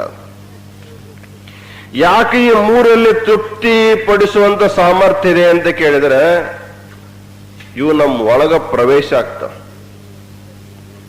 ನೀವು ಒಂದು ಚರಿಗೆ ನೀರು ಕುಡಿದ್ರೆ ಒಳಗೆ ಹೋಗ್ತದ, ಹೊಟ್ಟಿ ಒಳಗೆ ಹೋಗಿ ಹೊಟ್ಟಿರ್ತಕ್ಕಂಥ ಖಾಲಿ ಜಾಗ ತುಂಬುತ್ತದ, ಅವ ನೀವು ಸಾಕು ಅಂತೀರಿ. ಊಟ ಮಾಡ್ಲಿಕ್ಕೆ ಕುಂತಿರ್ತಕ್ಕಂಥ ಮನುಷ್ಯನ್ ನೀವು ನೀಡ್ತಾ ಹೋದ್ರಂಗೆ ಉಣ್ತಾ ಹೋಗಂಗಿಲ್ಲ. ಅವ ಸಾಕು ಅಂತ ಹೇಳ್ತಾನೆ. ಹೊಟ್ಟೆ ತುಂಬಿತು ಸಾಕು ಅಂತ ಹೇಳ್ತಾನೆ. ನಾವ್ ಹಂಗ ಹೇಳ್ಕೊಂತ ಕೂತ್ರೆ ನೀವು ಹಂಗ ಕೇಳ್ಕೊಂತ ಕುಂಡ್ರಂಗಿಲ್ಲ. ಸಾಕ್ರಿ ಇನ್ನ 7 ದಿವಸ ಅದಾವ, ಮತ್ ನಾಳೆ ಕೇಳೋಣ, ಇವತ್ತು ಸಾಕು. ಕೇಳಿ ಕೇಳಿ ಸಾಕಾಗ್ಯದ, ಹೊಟ್ಟೆ ತುಂಬ್ಯದ, ಮನಸ್ಸು ತುಂಬ್ಯದ ಅಂತ ಹೇಳ್ತಾರೆ. ಅಂದ್ರೆ ಜಗತ್ತಿನಲ್ಲಿ ಸಾಕೆನಿಸುವಂತ ಪದಾರ್ಥಗಳು 3. ಉಂಡು ಮನುಷ್ಯನಿಗೆ ಸಾಕಾಗ್ತದೆ, ನೀರು ಕುಡಿದು ಮನುಷ್ಯನಿಗೆ ಸಾಕಾಗ್ತದೆ. ಇಂಥ ಸತ್ಕಥಾ ಶ್ರವಣವನ್ನು ಕೇಳಿ ಕೇಳಿ ತೃಪ್ತಿಯಾಗಿ ಸಾಕನಿಸ್ತು. ಯಾಕಂದ್ರೆ ಇವೆಲ್ಲ ನಮ್ಮ ಒಳಗೆ ಹೋಗ್ತವೆ. ಯಾವ ಒಳಗೆ ಹೋಗ್ತಾವ ತೃಪ್ತಿ ಕೊಡ್ತಾವೆ, ಯಾವ ಹೊರಗಿರ್ತಾವ ಎಂದಿಗೂ ತೃಪ್ತಿ ಕೊಡಂಗಿಲ್ಲ. ಇವತ್ತು ಮನುಷ್ಯನಿಗೆ ಈ ಭೂಮಂಡಲದ ಎಲ್ಲಾ ಭೂಮಿಯನ್ನು ಅವನ ಹೆಸರಿಗೆ ರಿಜಿಸ್ಟರ್ಡ್ ಮಾಡಿಕೊಟ್ರೆ ಏನಪ್ಪಾ ಸಾಕಾತನಂತ ಕೇಳಿದ್ರೆ, ಈ ಊರನ್ನ ಅದರಿ ಮತ್ತೊಂದು ಊರಾಗಿ ನೋಡ್ಬೇಕಂತ. ಇಡೀ ಭೂಮಂಡಲದ ಎಲ್ಲಾ ಭೂಮಿಯನ್ನು ಒಬ್ಬನ ಹೆಸರು ಕೊಟ್ಟರು ಕೂಡ ತೃಪ್ತಿ ಆಗದ್ರೆ ಆತನಿಗೆ ಈ ಲೋಕ ಮುಗಿತ್ರಿ ಮತ್ತೊಂದು ಲೋಕದ ನೋಡೋಣ ಅಂತ ಹೇಳ್ತಾನೆ. ಯಾಕಂದ್ರೆ ಅದು ಭೂಮಿ ಹೊರಗಿಂದ ಹೊರಗೆ ಇರ್ತದೆ, ಒಳಗ್ ಬರೋದಲ್ಲ. ಅದು ಭೂಮಿಯಾಗಲಿ ಧನ ಕನಕಾದಿಗಳಾಗಲಿ ಸಂಪತ್ತಾಗಲಿ ಇವೆಲ್ಲ ನಮ್ಮ ಒಳಗೆ ಪ್ರವೇಶ ಆಗೋದಿಲ್ಲ ಅಂತ ತಿಳ್ಕೊಂಡು ಅವು ನಮ್ಮ ತೃಪ್ತಿಯನ್ನು ಕೊಡ್ಲಿಕ್ಕೆ ಸಾಧ್ಯ ಇಲ್ಲ ಅಂತ. ಅದಕ್ಕೆ ಮನುಷ್ಯ ಕೇಳಬೇಕು. ಯಾವುದನ್ನ ಕೇಳಬೇಕು ಅಂತ ಕೇಳಿದ್ರೆ, ಎಂಥ ಸತ್ಕಥಾ ಶ್ರವಣವನ್ನ ಸದಾ ಕಾಲದಲ್ಲಿ ಕೇಳಬೇಕು. ಆ ಕೇಳೋದು ಕೂಡ ಒಂದು ಭಕ್ತಿ ಅಂತಾರೆ. ಅದಕ್ಕೆ ನೆರೆ ಕೇಳು, ಕೇಳುವುದನ್ನು ಅರಿತುದನೊಮ್ಮೆ ಮರೆಯದಿರು ಗುರು ಪೇಳದ ತೆರದಲ್ಲಿ ಅಂತ ನಿಜಗೊಂಡು ಹೇಳ್ತಾರೆ. ನೆರೆ ಕೇಳು ಅಂದ್ರೆ ಕೇಳೋ ಕಾಲಕ್ಕೆ ಚೆನ್ನಾಗಿ ಲಕ್ಷ್ಯಪೂರ್ವಕವಾಗಿ ಕೇಳಂತ. ಶ್ರೋತವ್ಯ ಮಂತವ್ಯ ನಿಧಿಧ್ಯಾಸಿತವ್ಯ. ಉಪನಿಷತ್ತು ಕೂಡ ಅದೇ ಮಾತು ಹೇಳ್ತದ. ಆತ್ಮ ವಾ ಅರೆ ದ್ರಷ್ಟವ್ಯ ಶ್ರೋತವ್ಯ ಮಂತವ್ಯ ನಿಧಿಧ್ಯಾಸಿತವ್ಯ. ನಾವು ಪರಮಾತ್ಮನನ್ನ ಪಡಿಬೇಕಾದ್ರೆ ಪರಮಾತ್ಮನ ವಿಷಯವಾಗಿ ನಾವು ಕೇಳಿದಾಗ ನಾವು ಪರಮಾತ್ಮನ ಪಡೆಯಕ್ಕೆ ಬರ್ತದೆ. ನಾವು ಕೇವಲ ಪರಮಾತ್ಮನ ಪೂಜೆ ಮಾಡಿ ನಾವು ಪರಮಾತ್ಮನ ಪಡೆಯಕ್ಕೆ ಆಗಂಗಿಲ್ಲ. ಪರಮಾತ್ಮನ ವಿಷಯಕವಾದ ವಿಚಾರ ನಾವು ಕೇಳಿದಾಗ ಆ ಶ್ರವಣ ಮುಖಾಂತರವಾಗಿ ಪರಮಾತ್ಮನ ಒಳ ನಮಗೆ ಅನುಭವ ಮಾಡ್ಲಿಕ್ಕೆ ಬರ್ತಂತ ತಿಳ್ಕೊಂಡು ಅದಕ್ಕೆ ನೆರೆ ಕೇಳು, ಚೆನ್ನಾಗಿ ಕೇಳ್ಬೇಕು. ಹೆಂಗ್ ಕೇಳ್ಬೇಕಂದ್ರೆ ಈ ಕಡೆ ಕೇಳಿದ್ ಈ ಕಡೆ ಆಸೆ ಬಿಡಬಾರ್ದಂತ. ಒಬ್ಬ ರಾಜನ ಆಸ್ಥಾನದೊಳಗೆ ಒಬ್ಬ ಮೂರ್ತಿಕಾರ ಬಂದಂತ. ಬಹಳ ಸುಂದರವಾದ 3 ಸಮಾನವಾದ ಮೂರ್ತಿಗಳನ್ನು ತೆಗೆದುಕೊಂಡು ಬಂದ. ರಾಜನಿಗೆ ಹೇಳಿದಂತ, ಮಹಾರಾಜರ ಈ ಮೂರ್ತಿ ಬೆಲೆ ಕಟ್ರಿ ಅಂತ. 3 ಮೂರ್ತಿಗಳು ಒಂದೇ ಧಾತುವಿನಿಂದ ನಿರ್ಮಾಣವಾಗಿದ್ದು, ನೋಡ್ಲಿಕ್ಕೆ ಆಕಾರದಲ್ಲಿ ಯಾವ ವ್ಯತ್ಯಾಸನಿಲ್ಲ, ಧಾತುವಿನಲ್ಲಿ ವ್ಯತ್ಯಾಸವಿಲ್ಲ, ತೂಕದಲ್ಲಿ ವ್ಯತ್ಯಾಸವಿಲ್ಲ. ಆದ್ರೂ ಅವ್ರು ಹೇಳಿದ್ರು ಈ 3 ಗೊಂಬೆಗಳ ಬೆಲೆ ಭಿನ್ನ ಭಿನ್ನವಾಗಿದೆ, ನೀವು ಇದನ್ನು ಪರೀಕ್ಷೆ ಮಾಡಿ ಇದರ ಬೆಲೆ ಕಟ್ರಿ ಅಂತ ಹೇಳಿದ್ರಂತ. ರಾಜನ ಆಸ್ಥಾನದಲ್ಲಿ ನವರತ್ನ ಅಂತ 9 ಜನ ಪಂಡಿತರಿದ್ರು. ಆ 9 ಜನರ ಕರೆದು ಹೇಳಿದ್ರು, ಇವನ್ನೆಲ್ಲ ನೀವು ಪರೀಕ್ಷೆ ಮಾಡ್ರಿ, ಯಾವ ಮೂರ್ತಿ ಬೆಲೆ ಎಷ್ಟು ಅನ್ನೋದನ್ನ ನಿಗದಿಪಡಿಸ್ರಿ ಅಂತ. ಎಲ್ಲಾ ಪಂಡಿತರು ಆ ಕಡೆ ನೋಡಿದ್ರು, ಈ ಕಡೆ ನೋಡಿದ್ರು, ಹೊಳಿಸಿ ನೋಡಿದ್ರು, ಮ್ಯಾಲ್ ನೋಡಿದ್ರು, ಕೆಳಗ್ ನೋಡಿದ್ರು. ಅಂದ್ರೆ ಎಲ್ಲಾ ಮೂರ್ತಿ ಬರೋಬರದವ್ರು, ಎಲ್ಲಾಕು ಒಂದೇ ಕಿಮ್ಮತ್ತದ, ನೀವು ತೂಕ ಮಾಡಿಸಿ ಕಿಮ್ಮತ್ ಕೊಡ್ರಿ ಅಂತ. ಆದ್ರೆ ಅದರೊಳಗೆ ಕಾಳಿದಾಸ ಭೋಜನ ಆಸ್ಥಾನದಲ್ಲಿ ನವರತ್ನದಲ್ಲಿ ಅವನೊಬ್ಬ ಶ್ರೇಷ್ಠವಾದ ರತ್ನ ಇದ್ದ. ಯಾವಾಗ ಭೋಜ ಕಾಳಿದಾಸಿಗೆ ಹೇಳ್ತಾನೆ ಈ ಮೂರ್ತಿಯನ್ನು ಪರೀಕ್ಷೆ ಮಾಡುವಂತಂದಾಗ ಕಾಳಿದಾಸ ಅಂದ, ಈ 3 ಮೂರ್ತಿಯನ್ನು ನೋಡ್ಲಿಕ್ಕೆ ಸಮಾನವಾಗಿ ಕಂಡ್ರು ಕೂಡ ಇದರ ಬೆಲೆ ಭಿನ್ನವಾಗಿ ಹೇಳ್ತಾರೆ ಅಂದ್ಬೇಕು, ಇದ್ರಾಗ ಏನಾರು ವ್ಯತ್ಯಾಸ ಇರ್ಬೋದು ಅಂತ ತಿಳ್ಕೊಂಡು ಆತ 3 ಮೂರ್ತಿಗಳನ್ನು ಮನೆಗೆ ತಗೊಂಡು ಹೋಗ್ತೀನಿ, 3 ದಿವಸದ ಮೇಲೆ ನಾ ತಗೊಂಡು ಬರ್ತೀನಿ, ಆಮೇಲೆ ಹೇಳ್ತೇನೆ ಅಂತ ಹೇಳ್ದ. ಅವ ಮನೆಗೆ ಹೋಗಿ ಎಲ್ಲಾ ಅವಯವಗಳನ್ನು, ಅವುಗಳ ಇಂದ್ರನ್ನೆಲ್ಲಾ ಪರೀಕ್ಷೆ ಮಾಡಿದ. ಪರೀಕ್ಷೆ ಮಾಡಿದಾಗ ಕಿವಿಯೊಳಗ ಛಿದ್ರ ಇತ್ತು. ಅವೊಂದು ತಂತಿ ತಗೊಂಡು ಒಂದು ಮೂರ್ತಿ ಕಿವ್ಯಾಗ ಹಾಕಿದ. ಅದು ಈ ಕಿವ್ಯಾಗ ಹಾಕಿ ತಂತಿ ಈ ಕಿವ್ಯಾಗ ಅದು ಹೊರಗೆ ಬಂದ್ಬಿಡ್ತು. ಆ ನಂತರ ಮತ್ತೊಂದು ಮೂರ್ತಿ ಕಿವ್ಯಾಗ ಅದೇ ತಂತಿಯನ್ನು ಮತ್ತೆ ಹಾಕಿದಾಗ ಅದು ಕಿವ್ಯಾಗ ಹಾಕಿರುವಂತ ತಂತಿ ಕಿವ್ಯಾಗಿಂದ ಹೋಗ್ಲಿಲ್ಲ, ಅದು ಬಾಯಾಗಿಂದ ಹೊರಗೆ ಬಂತು. 3ನೇ ಮೂರ್ತಿ ಕಿವ್ಯಾಗ ಹಾಕಿದ್ರೆ ಅದು ಬಾಯಾಗಿಂದ ಬರಲಿಲ್ಲ, ಕಿವ್ಯಾಗಿಂದ ಬರಲಿಲ್ಲ, ಎಲ್ಲಿ ಹೋಯ್ತು ಅನ್ನೋದು ಗುರುತೇ ಆಗಲಿಲ್ಲ. ಆ ತಂತಿ ಒಳಗ ಮಾಯ ಆಯ್ತು. ಇದನ್ನ ನೋಡಿ ಅವ ಅಂದ, ಇದೇ ವ್ಯತ್ಯಾಸದ ಈ ಮೂರ್ತಿಗಳದು ಅಂತ. ಬಂದ ರಾಜನ ಹೇಳಿದ, ಮಹಾರಾಜರೇ ಈ ಮೂರ್ತಿ ಬೆಲೆ 1,00,000 ರೂಪಾಯಿ ಅದ, ಈ ಮೂರ್ತಿ ಬೆಲೆ 1,000 ರೂಪಾಯಿ ಅದ, ಈ ಮೂರ್ತಿ ಬೆಲೆ 1 ರೂಪಾಯಿ ಅದ ಅಂತ ಹೇಳ್ದ. 3 ಮೂರ್ತಿ ಒಂದ ರೀತಿ ಇದ್ದು. ಅವಾಗ ರಾಜ ಕೇಳ್ದ, ಇಷ್ಟ್ಯಾಕೆ ವ್ಯತ್ಯಾಸಪ್ಪ, ಒಂದಕ್ಕೊಂದು 1,00,000 ಅಂತ ಹೇಳ್ತೀವಿ, ಒಂದಕ್ಕೊಂದು 1,000 ಅಂತ ಹೇಳ್ತೀವಿ, ಒಂದಕ್ಕೆ 1 ರೂಪಾಯಿ ಅಂತ ಹೇಳ್ತಿದ್ದಿ, ಈ ವ್ಯತ್ಯಾಸಕ್ಕೇನು ಕಾರಣ ಅಂತ ಕೇಳಿದ್ರೆ ಅವ ತಂತಿ ಹಾಕಿ ತೋರಿಸಿದ್ನಂತ. ಅವಾಗ ಇದರ ಲಕ್ಷಾರ್ಥ ಏನು ಅಂತ ಕೇಳಿದಾತ. ಅವಾಗ ಕಾಳಿದಾಸ ಹೇಳ್ತಾನೆ, ಸಭೆಯಲ್ಲಿ ಬಂದಿರುವಂತ ಏನು ಸಭಿಕರಿರ್ತಾರೆ, ಸಭ್ಯರಿರ್ತಾರೆ, ಅದರಲ್ಲಿ ಕೂಡ ಈ 3 ಪ್ರಕಾರವಾಗಿರ್ತಾರೆ. ಕೆಲವೊಂದು ಲಕ್ಷ ಬೆಲೆ ಬಾಳುವಂತ ಗೊಂಬೆಗಳು ಬಂದಿರ್ತವೆ, ಕೆಲವೊಂದು 1,000 ರೂಪಾಯಿ ಬೆಲೆ ಬಾಳ್ತಕ್ಕಂಥ ಗೊಂಬೆಗಳು ಬಂದಿರ್ತವೆ, 1 ರೂಪಾಯಿ ಬೆಲೆ ಬಾಳ್ತಕ್ಕಂಥ ಗೊಂಬೆನೂ ಕೂಡ ಇರ್ತವೆ.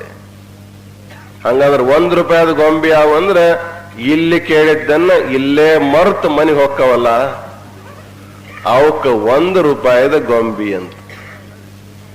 ಏನಪ್ಪ 11 ಆಯ್ತು, ಎಷ್ಟೊತ್ತನ ಎಲ್ಲಿ ಹೋಗಿದ್ದೆ ಅಂತ ನೀ ಕೇಳಿದ್ರೆ ಬಸವಣ್ಣ ದೇವ್ರ ಗುಡಿ ಹೋಗಿದ್ದೆ. ಅಲ್ಯಾಕೆ ಹೋಗಿದ್ದೆ? ಹಿಂಗ ಶರನ್ನವರಾತ್ರಿ ಕಾರ್ಯಕ್ರಮ ನಡೆದಿತ್ತು, ಯಾರ್ಯಾರು ಬಂದಿದ್ರು, ಇಂತಿಂತೆಲ್ಲ ಸ್ವಾಮಿಗಳು ಬಂದ್ರು, ಜಗದುಳ ಆಶೀರ್ವಚನ ನಡೆದಿತ್ತು, ಅದಕ್ಕೆ ಇಷ್ಟು ತಡ ಆಯ್ತು. ಯಾರ್ಯಾರು ಏನೇನ್ ಹೇಳಿದ್ರು ಹೇಳಿದ್ರು, ನಾ ಒಟ್ಟು ಕೇಳ್ಕೊಂತ ಕೂತ್ಕೊಂಡಿದ್ದೆ, ನನಗೇನು ತಿಳಿದೇ ಇಲ್ಲ ಅಂತೇನು ಹೇಳ್ತಾವಲ್ಲ ಹೋಗಿ ಅಂತ ಒಳಗೆ 1 ರೂಪಾಯಿದ ಗೊಂಬಿ ಅಂತ ಅರ್ಥ. ಅಂದ್ರೆ ಸರಿಯಾಗಿ ಕೇಳಿಲ್ಲ ಅಂತ. ಆ ಕಡೆ ನೋಡೋದು, ಈ ಕಡೆ ನೋಡೋದು, ಅವ್ರು ಚುಚ್ಚೋದು, ಇವ್ರು ಚುಚ್ಚೋದು, ಇದನ್ನೇ ಮಾಡ್ಕೊಂತ ಕುಂಡಿರ್ತಾವಲ್ಲ ಅವಕ್ಕೇನು ತಿಳಿಯಂಗಿಲ್ಲ. ಅವು ₹1 ಗೊಂಬಿದ್ದ, ಅವು ಸರಿಯಾಗಿ ಕೇಳಂಗಿಲ್ಲ ಅಂತ. ಇನ್ನು ಎರಡನೇ ಗೊಂಬೆ ₹1000 ಗೊಂಬೆ ಅಂದ್ರೆ ಅವು ಇಲ್ಲಿ ಕೇಳಿರ್ತಾವ, ಸ್ವಲ್ಪ ಸ್ವಲ್ಪ ನೆನಪಿಟ್ಕೊಂಡವಕ್ಕ ಮನ್ಯಾಗ ಹೋಗಿ ಹೇಳ್ತಾವ. ಕಿವ್ಯಾಗಿನ ತಂತಿ ಬಾಯಾಗಾಸಿ ಬಂತಂತ. ಹಂಗಿಲ್ಲಿ ಕೇಳಿದ್ದನ್ನು ಹೋಗಿ ಮನ್ಯಾಗ ಹೇಳಿದ್ರೆಲ್ಲ ಮರ್ತು ಬಿಡ್ತಾರ. ತಿರುಗಿ ಮತ್ತ ಅವ್ರು ಕೇಳಿ ಹೇಳಕ್ ಬರಂಗಿಲ್ಲ. ಅಂದ್ರೆ ಕೇವಲ ಹೋಗಿ ಹೇಳೋ ಪೂರ್ತಿಕಷ್ಟು ನೆನಪಿಟ್ಕೊಂಡಿರ್ತಾವ, ಹೇಳಿದ ಕೂಡಲೇ ಮರ್ತು ಬಿಡ್ತಾರೆ. ಹೆಂಗ ಪರೀಕ್ಷೆ ಹುಡುಗರು ವರ್ಷ ಅಭ್ಯಾಸ ಮಾಡಂಗಿಲ್ಲ. ನಾಳೆ ಪರೀಕ್ಷೆ ಅಂದ್ರೆ ಇವತ್ತೆಲ್ಲ ಕೊಡೋದು ಕಂಠಪಾಠ ಮಾಡಿ ಹೋಗಿ ಬರದ್ ಬಂದ್ರು ಮುಗೀತು. ಏನ್ ಪರೀಕ್ಷೆ ಬರೋದು ಬಂದ್ರೆ ಬರದ್ ಬಂದ್ಬಿಟ್ಟು ಮತ್ ನಮ್ಗೆ ನೆನಪಿಲ್ಲ ಅನ್ನುವಂತ ಸ್ಥಿತಿಯಲ್ಲಿ ಇರ್ತಾರೆ. ಅವುಗಳಿಗೆ ₹1000 ಗೊಂಬೆ ಅಂತ. ಇನ್ನ ಕಿವಿಯಾಗ ಹಾಕಿರ್ತಕ್ಕಂಥ ತಂತಿ ಹೊರಗೆ ಬರಲ್ಲ ಅಂದ್ರೆ ಅದು ಯಾವ್ದಪ್ಪ ಅಂತಂದ್ರ ನಾವು ಕೇಳಿದ್ದನ್ನ ಒಳಗ ಮನನ ಮಾಡ್ತಾ, ಶ್ರವಣ ಮಾಡಿದ್ದನ್ನ ಮನನ ಮಾಡ್ತಾ, ನಿಧ್ಯಾಸನ ಮಾಡ್ತಾ ಅದ್ರ ಬಗ್ಗೆ ನಾವು ಚಿಂತನೆ ಮಾಡಿದಪ್ಪ ಅಂತ ಕೇಳಿದ್ರೆ ಆ ಕೇಳಿದ್ದಕ್ಕೆ ಅರ್ಥ ಅಂತ ತಿಳ್ಕೊಂಡು ಅದಕ್ಕೆ ಭಕ್ತಿ ಎಂಥದ್ದಿರಬೇಕು ಅಂತ ಕೇಳಿದ್ರೆ ಪರೀಕ್ಷಿತ ಅನ್ನುವಂಥ ರಾಜ ಅವ ಶ್ರವಣ ಭಕ್ತಿಯಲ್ಲಿ ಪ್ರಸಿದ್ಧನಾಗಿ ಹೋಗಿದ್ದಾನೆ. ಒಬ್ಬ ಋಷಿಯ ಶಾಪದಿಂದ ಅವನಿಗೆ ಹಾವು ಕಡಿದು ಸಾಯಬೇಕಂತ ತಿಳ್ಕೊಂಡು ಶಾಪ ಆಯ್ತು. ಮರಣ ಅನ್ನುವಂತಹದ್ದು ಗುರುತಾದ ಕೂಡಲೇ ಮನುಷ್ಯನಿಗೆ ಭಯ ಬರ್ತದೆ. ನಾವೆಲ್ಲ ನಿರ್ಭೀಕರಾಗಿ ಕೂತ್ಕೊಂಡು, ಯಾಕಂದ್ರೆ ಮರಣ ಎಂದು ಬರ್ತಲ್ಲ ನಮಗ್ ಗುರ್ತಿಲ್ಲ. ಅಕಸ್ಮಾತ್ ಯಾರಿಗಾದ್ರೂ ಮರಣದ ನಿಶ್ಚಿತ ತಾರೀಖ್ ಗುರುತಾಯ್ತಂದ್ರೆ ಅವ್ರು ನಿಶ್ಚಿಂತವಾಗಿ ಕೊಂಡ್ರಾಕಾಗಂಗಿಲ್ಲ, ಚಿಂತೆ ಚಾಲು ಆಕ್ಕದ. ಅದು ಬರೋಕ್ಕಿಂತ ಮೊದಲೇ ಚಿಂತೆ ಮಾಡಿ ಸಾಯ್ತಾರೆ. ಅದಕ್ಕೆ ದೇವರು ಅದನ್ನ ನೆನಪು ಕೊಟ್ಟಿಲ್ಲ, ಅದನ್ನ ಮರೆಸ್ಬಿಟ್ಟ ಬಹಳ ಚೆನ್ನಾಗಿ ಮಾಡಿದ. ಆದ್ರೆ ಪರೀಕ್ಷಿತನಿಗೆ ಋಷಿಯ ಶಾಪ ಗುರುತಾತ. 7 ದಿನದಲ್ಲಿ ನೀನು ಸರ್ಪ ಕಚ್ಚಿ ಸಾಯ್ತಾ ಇದೀಯಾ, ನೀನು ಮಾಡಿದ ಅಪರಾಧಕ್ಕಾಗಿ ಅಂತ ತಿಳ್ಕೊಂಡು. ಅವ ಕೇಳಿದ, ಈ ಶಾಪದಿಂದ ಮುಕ್ತನಾಗಬೇಕಾದ್ರೆ 7 ದಿನದಲ್ಲಿ ನಾನು ಮುಕ್ತನಾಗಬೇಕಾದ್ರೆ ಏನು ಮಾಡಬೇಕು ಅಂತ ಕೇಳಿದ್ರೆ ನೀನು ಸದ್ಗ್ರಂಥವನ್ನು ಶ್ರವಣ ಮಾಡು ಅಂತ ಹೇಳಿದ್ರು. ಅವಾಗ ಆತ ಶುಕದೇವನಿಂದ ಭಾಗವತ ಗ್ರಂಥವನ್ನು ಶ್ರವಣ ಮಾಡಿದ ಅಂತ ಕಥೆ ಬರ್ತದೆ. 7 ದಿನಗಳವರೆಗೆ ಹೇಳೋನು ಅಲ್ಲೇ ಕುಂತಾನ, ಕೇಳೋನು ಅಲ್ಲೇ ಕುಂತಾನ, ಹೇಳೋನು ಎದ್ದಿಲ್ಲ, ಕೇಳೋನು ಎದ್ದಿಲ್ಲ. ಎಷ್ಟು ದಿವಸ? 7 ದಿವಸ. ಈಗ ನಾವು ಕುಂಡ್ರಕ್ ಸಾಧ್ಯ ಇಲ್ಲ, ನೀವು ಕುಂಡ್ರಕ್ ಸಾಧ್ಯ. 7 ದಿನಗಳ ಪರ್ಯಂತರವಾಗಿ ಶುಕದೇವ ಪರೀಕ್ಷಿತ ಮಹಾರಾಜನೇ ನಿರಂತರವಾಗಿ ಭಗವತ್ ತತ್ವನ ಉಪದೇಶ ಮಾಡ್ತಾ ಇದ್ದ. ಅದನ್ನು ಕೇಳ್ತಾ ಕೇಳ್ತಾ ಇದ್ದಂಗೆಲ್ಲ ಅವ ಹಸಿವೆ ಮರಿತ, ನಿದ್ರೆಯನ್ನು ಮರಿತ, ಎಲ್ಲವನ್ನು ಮರಿತ. ಯಾಕಂದ್ರೆ ಮರಣ ಎದುರಿಗೆ ಕಾಣ್ತಾ ಇತ್ತ ಅವನಿಗೆ, ಅದಕ್ಕೆಲ್ಲವನ್ನು ಮರೆತು ಬಿಟ್ಟಿದ್ದ. ಇಷ್ಟೆಲ್ಲ ಏಕಾಗ್ರವಾಗಿ ಕೇಳ್ತಾ ಇದ್ರು ಕೂಡ ಅವನ ಕಣ್ಣಾಗಿಂದ ನೀರು ಸದಾ ಕಾಲದಲ್ಲೇ ಸೋರ್ತಾ ಇದ್ದು, ಸ್ರವಿಸ್ತಾ ಇದ್ದು. ಶುಕದೇವನಿಗೆ ಆಶ್ಚರ್ಯ ಆಯ್ತು. ತತ್ವಜ್ಞಾನನು ಕೇಳ್ತಾನ, ಹತ್ಕೊಂತ ಕುಂತಾನ. ಯಾಕೆ ಅಳ್ತಾನ ಅಂದ್ರೆ ಸಾಯ್ತೇನಲ್ಲ ಅನ್ನುವಂತ ಭ್ರಮ ಅದ. ಈ ಐಶ್ವರ್ಯ ಬಿಟ್ಟು ನಾನು ಹೋಗ್ಬೇಕು, ಈ ಅಧಿಕಾರನ ಬಿಟ್ಟು ಹೋಗ್ಬೇಕು, ಈ ರಾಜ್ಯನ ಹೆಂಗ್ ಬಿಟ್ಟು ಹೋಗಿ ಅಂತ ತಿಳ್ಕೊಂಡು ಅಳ್ತಾನಂತಕ್ಕಂಥ ಗುರುತಾದಾಗ ಆ ಸಮಯಕ್ಕೆ ಶುಕದೇವ ಭಾಗವತ ಗ್ರಂಥವನ್ನು ಮುಚ್ಚಿಟ್ಟು ಒಂದು ಕಥೆ ಹೇಳಿದ್ನಂತ ಆತನಿಗೆ. ರಾಜ, ನಿನ್ನಂತೆ ಒಬ್ಬ ಚಕ್ರವರ್ತಿ ರಾಜ ಬೇಟೆ ಆಡ್ಲಿಕ್ಕೆ ಹೋಗಿದ್ದ. ಬೇಟೆ ಆಡ್ತಾ ಹೋಗಿ ಹೋಗಿ ಬಹಳ ದೂರದವರೆಗೆ ಅರಣ್ಯದಲ್ಲಿ ಹೋದಾಗ ಕತ್ತಲಾಯ್ತು, ಕಾರ್ಗತ್ತಲೆ ಆಯ್ತು, ಅಮಾವಾಸ್ಯೆ ರಾತ್ರಿ ಆಯ್ತು, ಮಳೆಯ ಧಾರಾಕಾರ ಬರಿತಾ ಇತ್ತು. ಅವನಿಗೆ ಹೊಳ್ಳಿ ತನ್ನ ರಾಜ್ಯಕ್ಕೆ ಬರಬೇಕು ಅಂದ್ರೆ ದಾರಿ ಸಿಗದಂಗಾಯ್ತಂತ. ಇಂಥ ಪರಿಸ್ಥಿತಿಯೊಳಗ ಆತ ಹಾಗೂ ಹೀಗೂ ಒಟ್ಟು ಹೊರಟಾಗ ಒಂದು ದೂರದಲ್ಲಿ ಒಂದು ಗುಡಿಸಲಿನೊಳಗೆ ಒಂದು ಸಣ್ಣ ಒಂದು ದೀಪ ಮಿನಗ್ತಾ ಇತ್ತ ಕಾಣಿತಂತ ಅವನಿಗೆ. ಅವಾಗ ಇಲ್ಲಿ ದೀಪ ಆದ ಅಂದ್ರೆ ಯಾರಾದರೂ ಇರಬೇಕಂತ ತಿಳ್ಕೊಂಡು ರಾಜ ದೀಪದ ಗುರುತಿನಿಂದ ಅಲ್ಲಿ ಬಂದಾಗ ಅದು ಸಣ್ಣ ಗುಡಿಸಲಾಗಿತ್ತು. ಆ ಗುಡಿಸಲದಲ್ಲಿ ಒಬ್ಬ ಬೇಡ ಒಳಗೆ ಮಲ್ಕೊಂಡಿತ್ತು. ಇವ್ ಹೋಗಿ ಬಾಗಲ ಬಡಿದಾಗ ಆ ಬೇಡ ಬಾಗಲ ತರದು ಹೊರಗೆ ಬಂದು ನೋಡ್ತಾನೆ, ತಮ್ಮ ದೇಶದ ರಾಜ ತನ್ನ ಜೋಪಡಿ ಮುಂದೆ ನಿಂತುಕೊಂಡಾನ. ಬರೀ ಮಹಾರಾಜರೇ ಒಳಗ್ ಬರಿ ಅಂತ ತಿಳ್ಕೊಂಡು ಸ್ವಾಗತ ಮಾಡಿದಾಗ ಒಳಗ್ ಹೋಗಿ ನೋಡ್ತಾನೆ ರಾಜ. ಒಳಗೆಲ್ಲ ಇರೋದು ತಟಗೆ ಜಾಗ, ಒಬ್ಬನೇ ಮನುಷ್ಯ ಮಲಗುವಷ್ಟು ಜಾಗ, ಇಬ್ಬರು ಮಲ್ಕೊಳ್ಳಕ್ ಜಾಗ ಇಲ್ಲ. ಸುತ್ತಮುತ್ತ ಎಲ್ಲ ಚರ್ಮ, ಮಾಂಸ, ರಕ್ತ, ಎಲುವು ಎಲ್ಲ ಪ್ರಾಣಿಗಳು ತುಂಬಿಕೊಂಡಾನೆ ನಡಿವಾತ ಮಲ್ಕೊಳ್ತಾ ಇದ್ದ.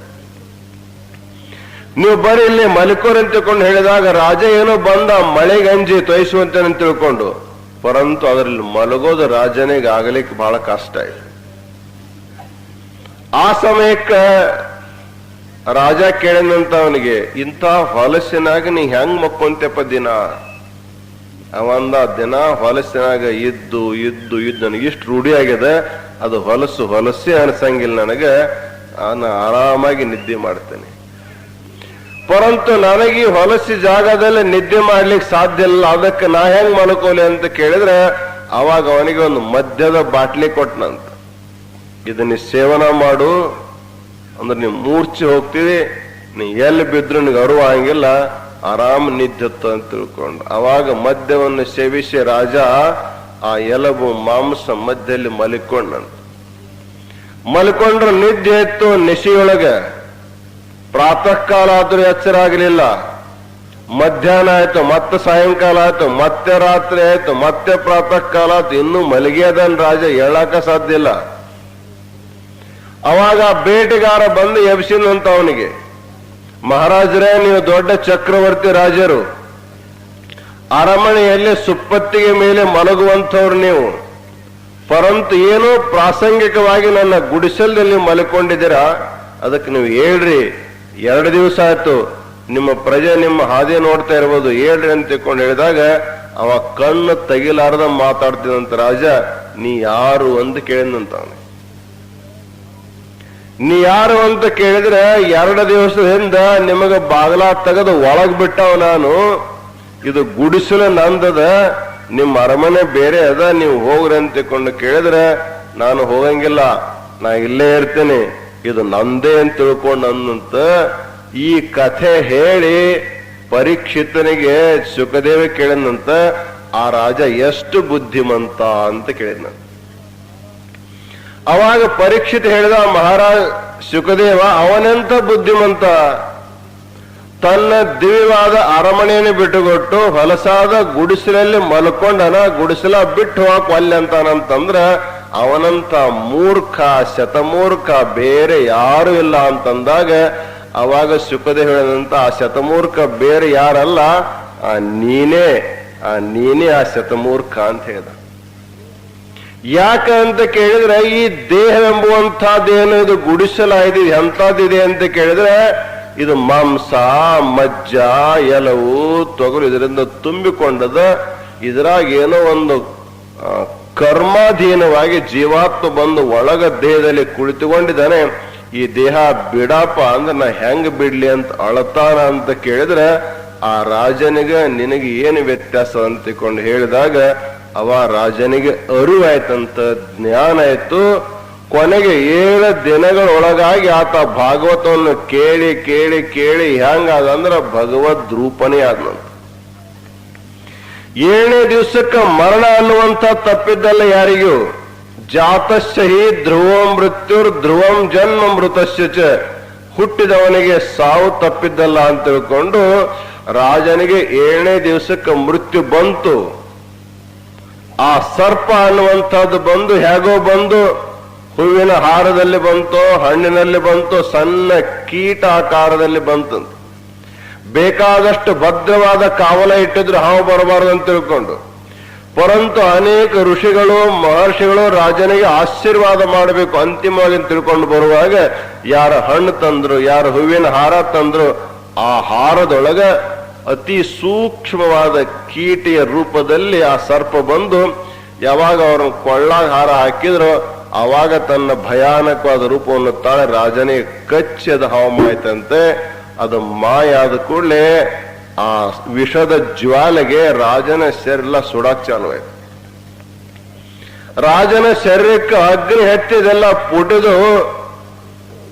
ಪುಟವೇಳುತ್ತಿರುವಾಗ, ಅಗ್ನಿ ಜ್ವಾಲೆ ಹೇಳ್ತಿರುವಾಗ ಆ ಜ್ವಾಲೆಯಿಂದ ಶಬ್ದ ಬರ್ತಾ ಇತ್ತಂತ ರಾಜಂದು.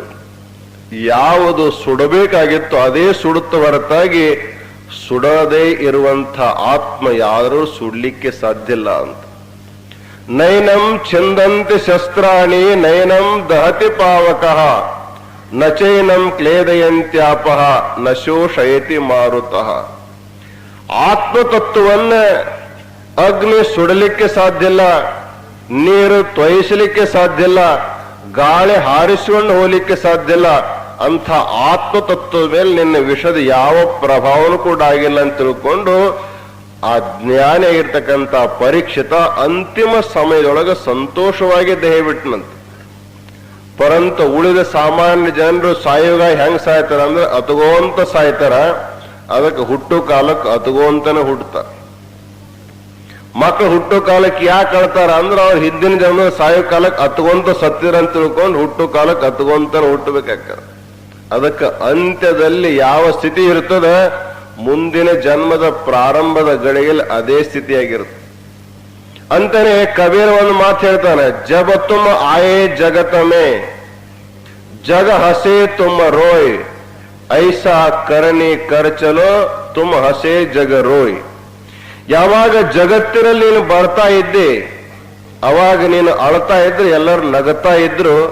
ಅದಕ್ಕ ನೀನು ಹೋಗು ಕಾಲಕ್ಕೆ ನೀನು ನಗತಾ ಹೋಗು, ಎಲ್ಲರೂ ನೀನು ನೋಡಿ ಅಳ್ತಾ ಇರ್ಲಿ ಅಂತ ಹೇಳ್ತಾರೆ.